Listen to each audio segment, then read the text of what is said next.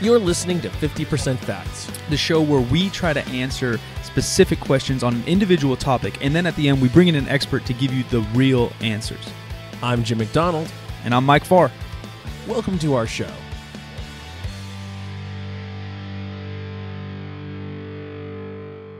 The common question, favorite movies of all time, right? Everyone always talking about favorite movies of all time. And one of my favorite movies of all time that I never bring up in the discussion, I just always forget. But I honestly, because of the multiple layers of human in it, Lion King is one of the best movies of all time. I think it's for sure my favorite Disney movie. For sure my favorite Disney movie. But I think honestly, it's, we always talk about Star Wars. You and I both love Star Wars. Lord of the Rings. I love Lord of the Rings. I love kind of the fantasy. I love some real, more serious gangster-ish type. Departed, Inception, Interstellar. There's a lot of different types of movies I like. Remember the Titans. Favorite movies of all time. But I think honestly, if I had to just downright stamp one, it might be Lion King. I don't know, but the new trailer, I don't know if you saw that. Yeah, I did see that. It looks pretty good. So good. So good, because they also have a new Aladdin coming. Yeah. That's real life. And I'm a huge Will Smith fan. And Will Smith's going to be the genie, and I'm very excited about that. But I don't know if I can do the mix of kind of real life CGI-ish, like real animation, and then little human Aladdin. I don't know if I like that. Where Lion King's like all just the real, because they're fucking lions. They're all real. You know what I mean? Yeah. I don't like the mix of Aladdin. I don't think Aladdin, like what's the other one that just came out? Beauty and the Beast. One, I think Beauty and the Beast is overrated. I didn't see that one. Yeah, I think it's overrated as a movie in general. Yeah. The story. Get out of here, Gaston. I don't give a fuck about you. And then the remake, because it's the Beast is kind of CGI'd. Yeah. And it's good CGI, but it's not. It's not it. It's not it, guy. Now, of those movies, the one I've actually seen is one that, based on one of my favorite animated Disney films of all time, Jungle Book. Jungle Book's good. So, have you seen the live-action Jungle Book? The newish. 4 years ago. Yeah. That was good. Like 3 years ago, I liked it. I saw it in one of those theaters that the seats move and you got the sound closer to you. I've and never stuff. been to those. It was very trippy. I thought we were actually going to get one of those here in Sacramento, but we didn't. We have everything but that. I think we have one of the Burbs. Oh, possibly. I think it's Folsom. Okay, that's possible, yeah. We just got the new ones with the reclining seats, and it's assigned seating and just like the best way to see a movie that doesn't involve liquor. That's all I need. So downtown, though, they got booze. Yeah, they do. Yeah. You can get it. It's beer not and like wine. Yeah. I was thinking about some of the ones that it's like a dinner deal. Those are okay. I haven't done one of those. So I did one of those. We also have it out in the burbs. And the food wasn't as expensive as I thought. I feel like I did a whole meal for $20-$30, which you would expect to be. If popcorn's $15. Yeah, exactly. The seats were okay. I just want a comfy-ass seat. I want a reserved seat so I don't have to sit in the corner. Right. And even now, though, the way they make the comfy seats, like every seat, you can see the movie pretty good. Like, I remember back in the day being in the corner, Arden, the old domes at Arden, you'd be in the corner and you're doing yoga just to be able to see the entire fucking screen, and then you have a kink in your neck because you're literally like 20 degrees at an angle to it, where now they just don't put that many seats in there, which is kind of nice. Right, yeah, they make a little higher demand because there are fewer seats available. Which I'm all about. I'm all about that. I have to say that my worst experience with sitting really close to a screen was sitting in the front row for a movie called The Crying Game way, way back in the day. And the deal about that movie was that you think that a particular character is female through most of the movie. Yeah. And then what you find out is that, no, it's not a female. And you find this out by seeing this person's stuff. Yes. You got the close-up. Yeah, and it's really close in the front row. It was a lot. Yeah, it was a lot. I think my worst close movie experience is one of the Bourne movies. Oh my god! Would you get sick to your stomach afterwards? Oh my god! You're just having a fucking stroke. Like, and I was probably only 17 or something, but I'm so close. I felt like you're in a fucking rave. You can't see anything. This is probably 2006 or whenever that shit came out. So the pixels on the screen suck too. Yeah, you're just fucking freaking out the entire time. They've really improved that. I don't need the food. I've seen fancy vlogs of other YouTubers around the nation, and they have like a whole food court before you go in. You can get like pizza and kind of walk up windows. I think that's a great idea, but I don't even need that. that. $11 isn't too expensive for me. Yeah. I want a nice seat. I want good sound. I want a good little theater. Bada boom, bada bing. This is off topic, but not. There's a place that's opening downtown across the street from the arena called The Bank. And it literally was a bank. Yeah. And it's like a giant food court. Yeah, I'm excited. And there are like 10 or something different restaurants in there. You've been to the one in Columbus near the Arnold that everyone always rolls to? Yeah. I hope it's like that. I don't know. That's what I'm hoping. I know that one of them has chicken and waffles. Oh, yeah.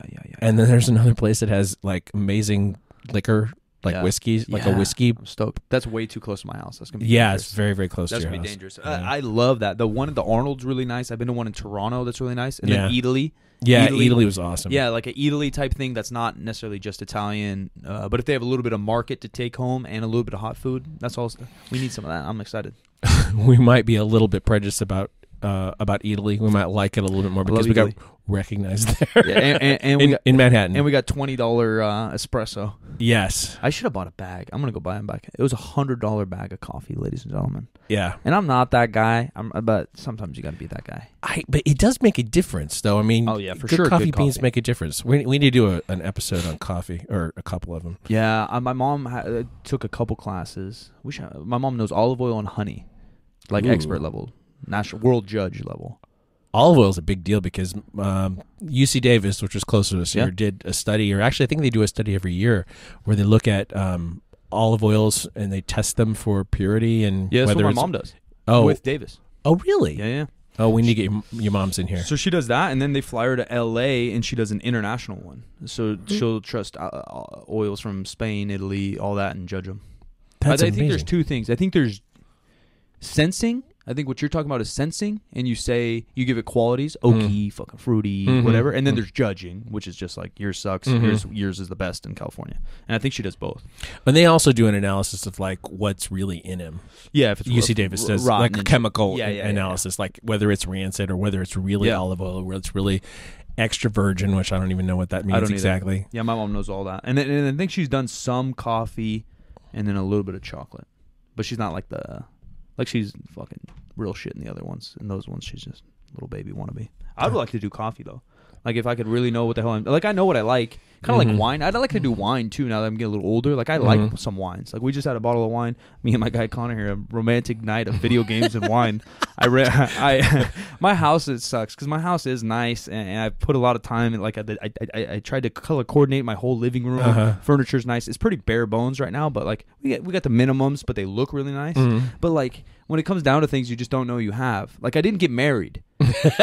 You get married and then you get every gift in the world, right? And you're like, oh, I have this fucking wine stopper for no reason because Uncle Jimmy sent it. I don't have that. So me and him are playing some video games. And I'm like, bro, our buddy, shout out to our boy Kyle's drinking whiskey or something, and so we're like, all right, we'll have a drink with you, a virtual drink, of course. And so like, I think all we have is wine. So I pop the bottle of wine, I run it downstairs. It's a 3-story house. Connor's on the very bottom. I'm on the very top. So I'm running fucking laps, and all I have is like. My glasses are like the most typical restaurant glasses, just square, like octagon fucking glasses, and I come down with a fucking huge thing of wine. But it was delicious. It was delicious wine, but I want to know why it was delicious and how to buy another bottle of delicious. Well, from a glassware perspective, I'm a big fan of the stemless wine glass. Oh yeah, that's cool looking too. I like that too. I should just go buy a 4-pack. I'm an idiot. There you go.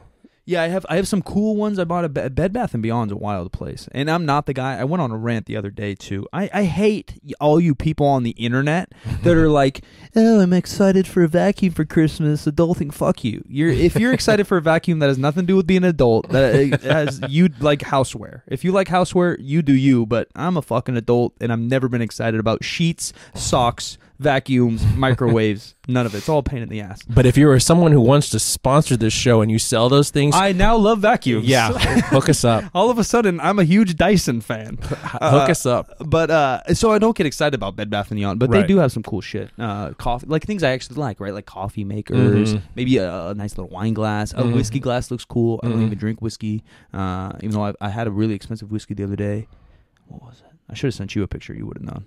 I don't know what the fuck it was. It was like $250 bottle. There's whiskey in this room. Oh, see, we'll do a drunk episode one day. We should do a whiskey tasting. We should. We got coffee, We could do olive oil. Olive oil is popular. Yeah. And Mom will come down here, and then we'll do a whiskey somehow. There you go. But now we got to talk about. I don't remember. What was it? Fake sugar. Oh, okay, yeah. But now we got to talk about one of my other addictions: energy drinks, diet soda, fake sugar. Is it going to kill me? It could. No, I don't think so. I don't think so either. Trump, we're not going to get political here, but people think Trump's insane because he drinks. What was the number? I got to Google this. There was some. It's number, like a 12-pack or so. There was right? some number. A day? No, I think it was worse because when I heard it, even me, like my dad drank a good amount. He drank regular soda, Yeah. but he drank a good amount, and even me, I'll drink three diets a day, and not like that and I, you know. But this number, I was like, oh.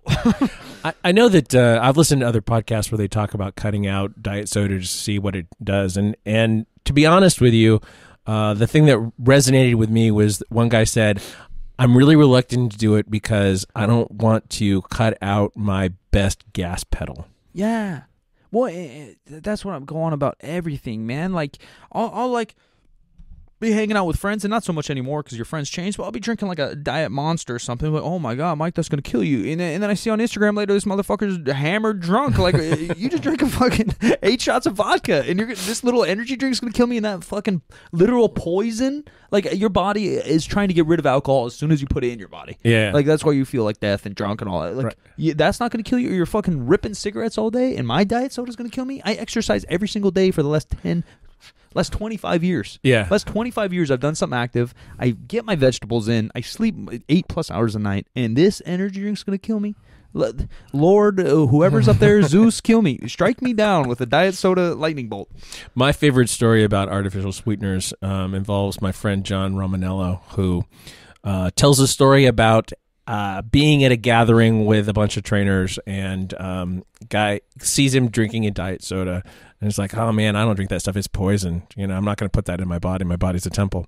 And then later he sees the same guy in the bathroom of this place where this gathering was, snorting cocaine off of the top of a urinal. Yeah. Yeah. Like, now you're going to overdose on E. coli and everything else, you fuckhead. The contradiction is just painful there. Like, I guess cocaine is natural. I don't know why. Or same with like sodium. Like, Yeah. we don't got to go down rabbit holes, but like people read one article and all of a sudden sodium's worse than cocaine and worse than booze, and like beer. Like you and I love a nice beer here and there, Yeah. but even that, it's got a bunch of carbs, got a bunch of alcohol, like a bunch of things that probably aren't that awesome for you. But a diet soda's got nothing. And this, our guest is Layne Norton. Layne's super smart, and I read his Twitter all the time. I've known Layne personally for 5-6 years. I've read his stuff for a long time, so a lot of things that may come up serious here are probably he's going to repeat because I learned a lot from him. But his main argument on Twitter, at least, and the 240 caption is that fake sugar is much sweeter than real sugar. Mm-hmm. So the actual amount of fake whatever in a diet soda is so minimal. Right. Like the actual molecular weight is so little that it would take you who knows how many fucking cans. And inhumane, you're unable to consume that much diet soda for it to cause that much of an effect. A weird thing that I will say is sometime back I did the gut biome test, and it came out saying that I had a accumulation of bacteria that is more common to people who drink a lot of diet soda. And guess what? I drink a lot of diet soda. But I think that that's a lot of people. Sure. And I think that if you're maybe more concerned about it, you might be more concerned about health in the way that you would decide to get your gut biome looked at. Yeah. That you might be more likely to drink diet soda anyway. Yeah. And so I don't know. I don't really know what to do with that piece of information. And I think that's a whole different conversation too. Like we talked about, when you break up all these questions we're asking, hopefully we're getting into specifics, right? Yeah. And I joke when I say, "Will diet soda kill you?" We're wondering, is it good? What's about it? Whatever. But people have different. They're talking together, but they're having different conversations, right? So is diet soda optimal? I'm no doctor, but I'd probably say no, it's not optimal for longevity. It's probably not optimal for anything. You know, and I've heard people, all these motherfucking gurus on the internet saying, if it doesn't help me, I'm not putting it in my body. Like, well, that's dog shit. You know, that's just dog shit. Like, if it doesn't benefit me, it's not going in my mouth. Like, all right, pal. I like diet soda. I like the taste. That benefits my smile. And so I'm going to fucking drink a Diet Coke. Fuck you. Right. Does it make me squat 5 more pounds? No. Well, do I care? No, fuck you.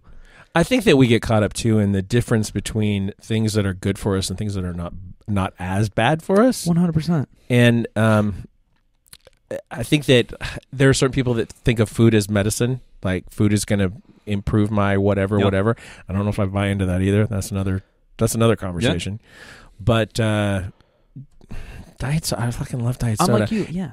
And the thing that I think that people are concerned about, let me back up. A thing that people are concerned about is that their body is going to respond the same way to a diet soda as it is to a regular soda, sure, or just sugar, period, in terms of insulin response. Right.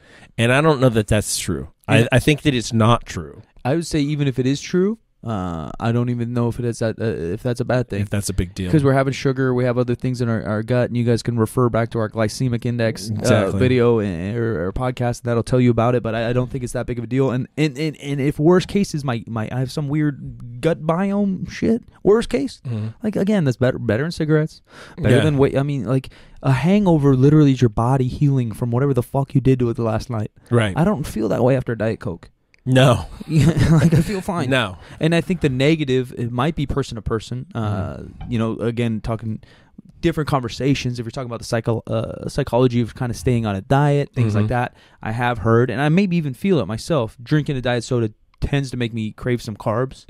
Okay, but if you can't control that, maybe now you have to watch your Diet Coke consumption. But I can drink a Diet Coke and not go eat a bag of chips. So I'm gonna drink this fucking Diet Coke, and I eat my veggies. I do my workouts. I drink a lot of water. I shower daily. I fucking work my dick off. Like what else do you guys want from me? You know, what else you guys want from me? I feel judged by everyone listening right here.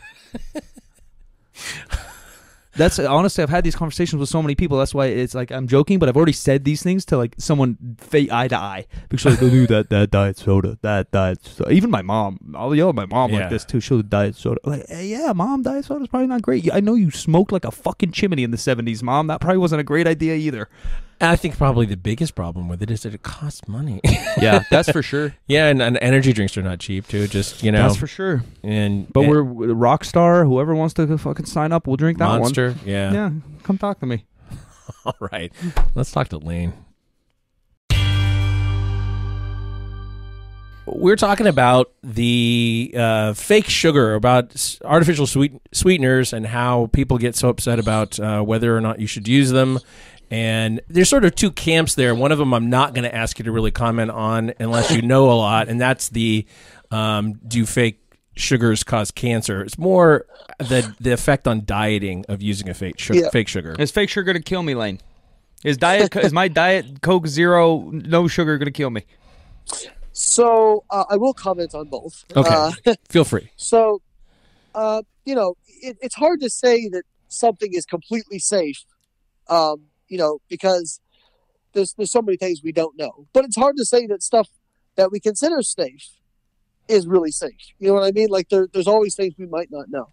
But as far as cancer goes, if you look at the research data, the only studies that show a possible negative interference with cancer or negative impact on cancer development were in lab animals using extremely high doses. So when you're looking at doses of artificial sweeteners where like you would actually drown from like literally drown yourself or dilute your electrolytes to the point where you die from that before you would actually develop any of these problems. So there is some new stuff, like there's been some stuff pointed out with the gut microbiome that artificial sweeteners change your gut microbiome. From what I've seen so far, it hasn't caused me to throw up my hands and run around and say the sky is falling. Any dietary change causes a change in your gut microbiome. Any dietary change. What we don't know is whether or not that's necessarily a bad change. So that's what we need to determine. Now, as far as dieting goes, it's pretty darn clear it doesn't negatively impact fat loss. In fact, there was one study where they either gave water or had people drink diet drinks. And the people drinking diet drinks actually lost a little bit more body fat than the people drinking water. Awesome. So Fuck water. Fuck H2O. Gatorade. So, yes. No, and that's not what I'm saying. But to be clear, I love my diet. So I'm not saying fuck water. But Layne Norton is anti-H2O, internet. Anti-H2O. Yeah, fuck that hydrogen monoxide. So, people make a big deal about, wow, as soon as it hits your mouth, it causes insulin secretion, this and that. I've never seen real compelling evidence of that. And like, there's been some people who have sent me stuff where they're like, well, look at this thing where they saw it. And, like, it should be pretty clear. If they increased insulin, there would be a study out there where they just gave a massive dose of artificial sweeteners and they see a big spike in insulin. And as far as I know, that study doesn't exist. And people can go back to our glycemic index episode, and if it does increase insulin, we probably ate something with it or around it or before it or something, and we're probably okay, yeah? That's right. Well, the other thing to consider is, okay, when you drink a diet soda, do you become hypoglycemic about 20 minutes after that? Yeah. No. I feel fine. Yeah. No. Right. So if there was an increase in insulin, but you had no concomitant increase in glucose in your system, then you would become hypoglycemic, or it means that you're also it's also causing the secretion of glucagon, which acts in opposition to insulin, and any negative effects from insulin will be washed out by glucagon, because glucagon actually increases lipolysis and fat burning. So, but I just don't think it makes a difference, to be honest. Going back to the study you said on perhaps cancer, and we would drown ourselves with fake sugar before we had a negative effect. What about like packets of sugar? There's stevia, which I guess is natural, but that's a no-calorie sugar. But then there's a billion, I don't even know all the names. There's a billion things people throw in coffee or tea or something like that. Is it a little bit more easy to overdose on those things, or is still kind of whatever? Well, I mean, different artificial sweeteners, people make a big argument for stevia, but stevia is actually less tested than sucralose. So, just because something's natural doesn't make it safer. Now, that being said, there doesn't seem to be any data to suggest that stevia is unsafe. Sure. So I want to be clear on that. But, people kind of hear the word natural and just assume safe. I believe poppy plants have some things that are natural that aren't so great for us. Cyanide's natural, Exactly. you get that in apple seeds. Yeah, so, diesel fuel, but I'm not putting it in my coffee. Right. So, it's all, a lot of it's just buzzwords. I think that most of the stuff that you see is negative on artificial sweeteners is association research. So they show people who are obese tend to eat more artificial sweeteners. Well, they just probably, that doesn't surprise me, because obese people are also more likely to diet. That doesn't mean diet's making them fat. Yeah. Do you think that some people say, well, I'm having a diet soda so I can spend a few other calories on something else? Sure, I do that all the time. But I'm not obese, not yet anyway. Well, you're still young, so anything can happen. That was my carnivore diet validation. I just I'm not obese, so it worked for me. So diet soda makes you a natural pro bodybuilder. Exactly. If you drink Diet Coke, you will squat over 600 pounds. I'm in. Sign me up. Exactly. Well, that's awesome. I knew this one would be a kind of a short topic, but we thank you very much for your participation with us today. Where can people find you and your array of information? Yeah, so biolayne.com is my site where you can find everything about me. On social media, I'm BioLayne pretty much everywhere. I have a book out already, The Complete Contest Prep Guide. So if you're interested in physique competition or just in general looking better, that's a great option. And you can get that at contestprepbook.com. And then I have my new book coming out, Fat Loss Forever. That's my 400-page, probably around there, 400-page fat loss manifesto that kind of just really pours into the research of how does fat loss occur, how can we optimize it, and how can we get people to lose fat and keep it off, which is the big caveat, because there's a lot of books out there on diet. We know that. Not many books out there talk about the diet after the diet, or, hey, you can lose weight on a diet, but how do you keep it off? How do you maintain it? And that's one thing that, this book spends whole chapters just on behaviors and the diet after the diet and how to maintain your weight loss and those sorts of things, which to my knowledge, no other book has really covered yet. So I'm really excited about that. And that should be out here in about 2 or 3 weeks. So get a chance. That'll be at biolanestore.com and you can pick that up there. And we'll link all that stuff up in the show notes. Well, thanks very much, Layne, for being involved with us today. Yeah, thanks for your time, Layne. You're someone I've learned so much for the industry. Should be very thankful to you. I've learned so much over the better part of a decade. Someone who not only talks the talk, but walks the walk as a coach and a competitor. Keep doing what you do, man. We appreciate it. No worries. Thank you guys for having me on. It was good talking to you all again. Hopefully we'll see you soon, Layne. Have a good one. Yes, sir. All right. Take it easy, guys. Take it easy. Ladies and gentlemen, be sure to share with your friends. Do us a favor and subscribe. You can follow me, Silent Mike, with 2Ks on Instagram and Twitter. Send us your questions on Twitter, and we'll catch you in the next one. I'm the JimMcD on all the social media platforms. You can follow the show on Instagram and Twitter at 550% facts. You can send us a question you'd like to see answered, maybe an expert you'd like to have answer that question on Twitter. Just tag both of us on Twitter. Use the hashtag 50%facts. It is up on all the platforms with a rating or review. We appreciate those, and we'll get you next time.